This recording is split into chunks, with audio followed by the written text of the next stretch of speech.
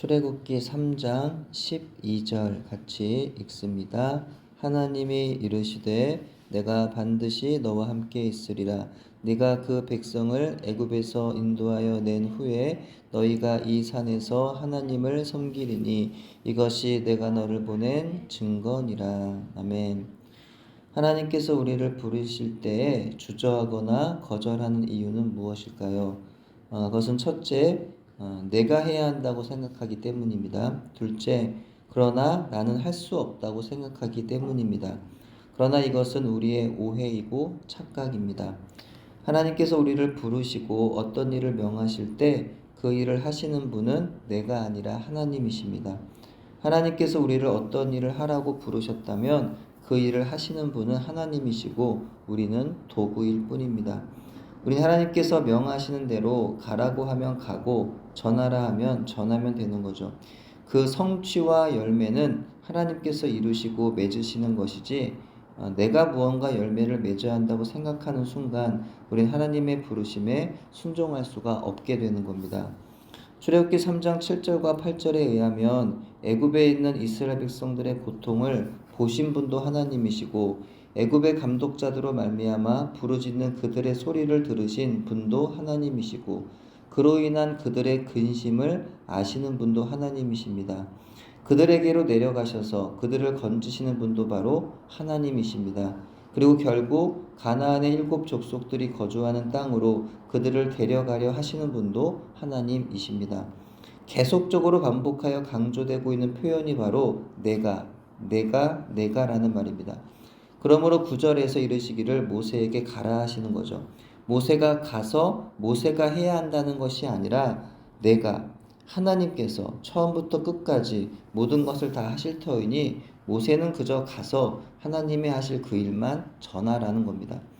10절에 의하면 하나님께서 모세를 보내실 것이고 하나님 말씀에 따라 모세가 가서 전하기만 하면 모세가 이스라엘 백성을 애굽에서 인도하도록 하나님께서 그 모든 일들을 행하시겠다는 것입니다. 그러니까 실제적인 모든 일들은 하나님이 하신다는 것이고 모세는 그저 대리인, 조수, 일꾼, 시종 정도의 역할이라는 거죠. 그러니까 모세는 아무런 걱정을 할 필요가 없었던 겁니다. 사장이 사원들에게 일을 시키면 사원은 맡겨진 일만 하면 되는 거죠. 모든 계획을 세우고 그 일을 추진하여 결과물을 만들어내는 것은 사장이 하는 것입니다. 주인이 종에게 일을 시키면 그 일의 결과가 잘못될까봐 종이 두려워할 필요가 없습니다. 주인이 알아서 일을 진행하는 것이고 모든 일의 책임은 주인에게 있습니다. 종은 뒷일을 걱정하지 않아도 되고 맡겨진 일에만 순종하면 되는 거죠. 그래서 무엇보다 그 모든 일에 있어서 하나님께서 모세와 함께 하시겠다고 말씀하십니다. 그리고 결과는 이미 승리로 정해져 있음을 그 증거가 승리로 정해져 있음을 말씀하고 계신 거죠. 그래서 12절입니다. 하나님이 이르시되 내가 반드시 너와 함께 있으리라. 네가 그 백성을 애굽에서 인도하여 낸 후에 너희가 이 산에서 하나님을 섬기리니 이것이 내가 너를 보낸 증거니라. 그러니까 12절은 하나님의 성품을 알려주는 그런 말씀이에요. 그러니까 하나님께서 그분의 사람들을 부르시는 방식이 어떤지를 알 수 있습니다. 첫째로는 하나님은 자신이 부르시는 사람과 함께 하시는 분이시라는 거예요. 그러니까 두려워하지 않아도 된다는 거고 순종하기만 하면 된다는 거죠. 둘째로 하나님은 언제나 계획이 있으십니다. 그러니까 하나님은 이미 승리를 하셨다는 거예요. 그러니까 하나님이 부르실 때 사람은 그 결과를 알지 못해서 두려운 것이고 불안한 것이지만 하나님은 이미 승리하신 일을 명하시고 계신다는 겁니다. 우리는 과거와 현재와 미래를 살게 되지만 하나님께는 과거와 미래는 없습니다. 하나님께는요 모든 것이 현재이죠.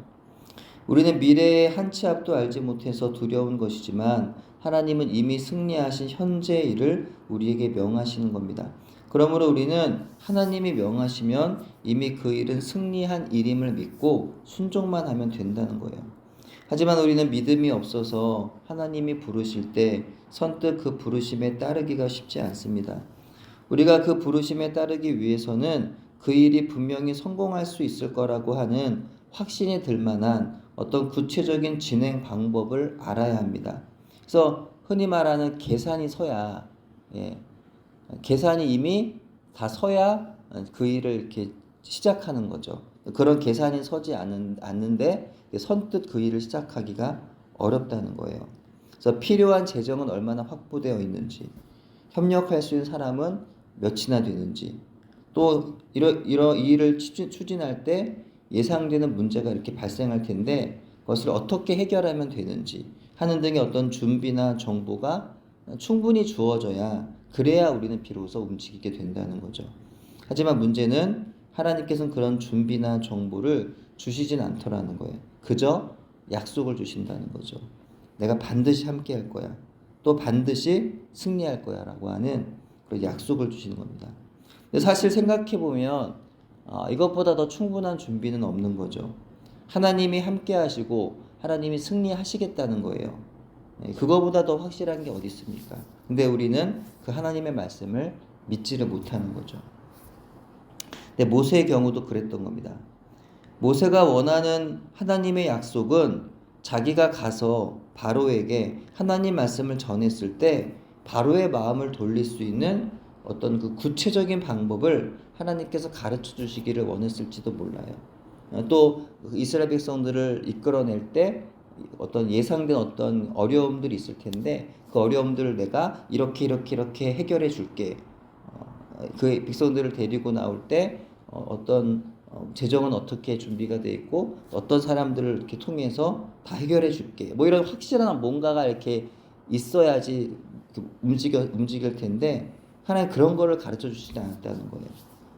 그런 말씀 안 하시고 그저 함께 하시겠다는 겁니다.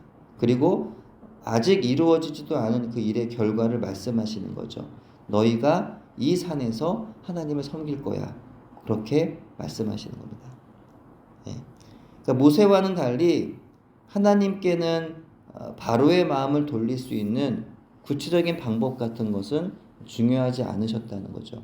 왜냐하면 이미 승리가 정해져 있기 때문입니다.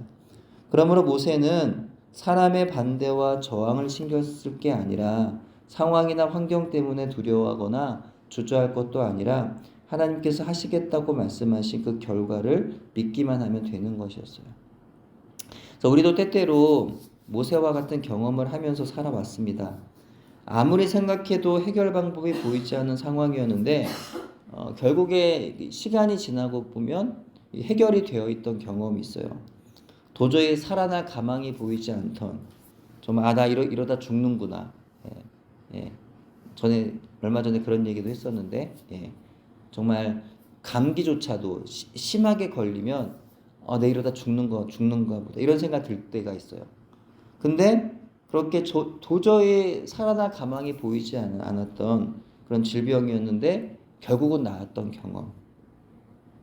앞이 보이지 않는 답답한 상황에 눈물과 한숨으로 보내던 시간들이 어느덧 회복이 되어서 나중에는 잘 기억도 나지 않게 되는 그런 일이 있었는지 기억도 잘 나지 않는 그 정도로 회복이 되는 그런 경험들을 해오며 살아왔다는 거죠. 근데 하나님은 그때 모세에게 했던 말씀을 우리에게도 하셨을 겁니다. 그러나 그때마다 우리는 하나님의 음성을 듣지 못하죠. 상황 앞에서 늘 무너지고는 했습니다. 하나님께서 함께 하신다고 말씀하시는데 지금 네가 아파하는 그 문제는 다 해결이 될 것이고 그 일은 기억도 못할 만큼 회복되어 하나님의 전에서 감사하며 예배하게 될 것을 말씀하고 계셨는데 그때는 그 말씀을 듣지를 못했던 거죠. 그래서 울며 불며 기도하기도 했고 하염없이 실망감과 우울감 가운데 괴로워하기도 하며 지냈던 겁니다. 그러므로 중요한 건 내가 하나님이 부르시는 그 자리에 지금 있는 거죠. 하나님이 부르시는 그 자리에서 순종만 하면 되는 거죠. 그러면 혹 지금 어려운 상황들 가운데 여러 가지 나를 두렵게 만드는 위협들이 있어도 그 해결법이나 누군가의 도움의 약속이 없어도 괜찮다는 겁니다. 왜냐하면 하나님이 부르셨으니까 그 자리는 승리로 가는 과정일 뿐이기 때문입니다. 하나님은 이미 승리하셨기에 우리는 이미 하나님이 승리하신 그 길 위에 있는 겁니다. 하나님께서 이미 승리하신 그 자리에 우리는 있는 겁니다. 때문에 그 믿음 안에서 그 길을 걸으면 되는 거고 그 자리에서 맡겨진 일에 순종하면 되는 겁니다. 그러면 하나님이 결국에는 말씀하신 승리를 우리에게 보이시는 거죠. 여러분의 새해 소원 있다면 무엇인가요? 새해에는 주님이 주시는 마음에 순종해 보는 저와 여러분 되기를 바랍니다.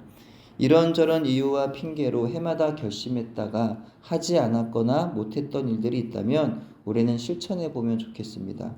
하지 말아야 되는데 하면서 했던 일들을 결단하고 중단해 봅시다. 끊어내 봅시다. 해야 하는데 하며 하지 않았던 일들을 올해는 시도해 봅시다. 그렇게 하나씩 하나씩 이전에는 마음만 먹었던 일들을 실천해 보는 새해, 주님 마음에 주시는 소원대로 살아보는 새해, 주의 말씀에 순종하여 기도하면서 용기 내어 결단하며 살아가는 2026년 새해가 되었으면 좋겠습니다. 마치 하나님께서 주시는 마음에 순종하고 하나님께서 부르시는 자리에 순종하며 살아가면 하나님께서 반드시 그분의 일을 행하시는 줄로 믿습니다. 하나님께서 반드시 우리와 함께 하심으로 인하여 우리를 통하여 하나님께서 행하실 일을 이루신 이후에 우린 하나님의 성산에서 하나님을 기쁨으로 섬기며 예배하게 될 겁니다. 이 은혜를 믿음으로 또 바라며 그렇게 순종하며 살아감으로 인하여 결국에는 경험할 수 있는 저와 여러분 되기를 소원합니다. 기도합니다. 하나님, 저희에게 부어주시는 마음에 순종하기 원합니다. 저희를 부르신 하나님의 명령에 순종하기 원합니다. 믿음이 없어서 두려워 떨며 주저하다가 아무것도 하지 못하고 지나가는 한 해가 되지 않도록 하나님께서 나를 부르신 그 자리에 순종할 때 하나님께서 반드시 나와 함께 하실 것이고 하나님께서 반드시 나를 통하여 하나님의 일을 행하실 것을 믿고 부르심 따라 살아가는 새해가 될 수 있도록 저희를 인도하여 주옵소서. 예수님 이름으로 기도드립니다. 아멘.